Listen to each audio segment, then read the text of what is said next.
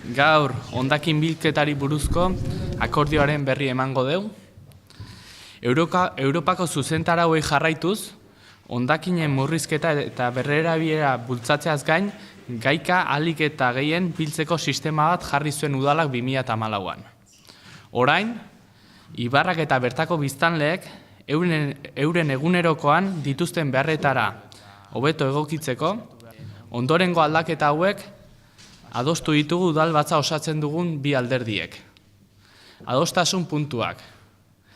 Etikoki eta ingurumenaren alde lehenik eta legeak hartara behartzen gaituelako gero, herritarrok hondakin gutxiago sortzeko, sortutakoa berrerabiltzeko eta azkenik guztia gaika biltzeko derrigortasuna dugu. Ondoren, hauei tratamendua egokia eman ahal izateko. Horren bestez, hondakinen bereizketa derrigorrezkoa eta kontrolatua izango da. Helburua da, 80% gorako gaikako bilketa portzentaia mantentzea. Jarraipen batzordea osatuko da.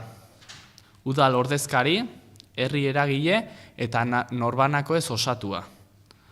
Akordio honen ezarritako helburuen jarraipena egiteko. Isunak ezarriko zaizkie behar bezala egiten ez dutenei. Aldaketak.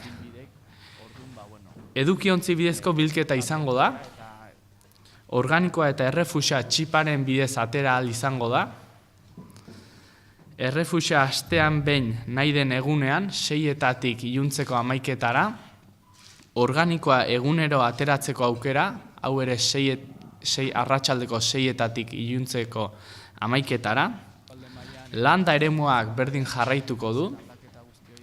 Merkatarien bilketa berraztertu egingo da, hobetzeko neurriak ezartzeko. Horretarako, urtarrilen 9tik aurrera bisitak egingo dira berriro ere haien baldintza eta beharretara egokitzeko.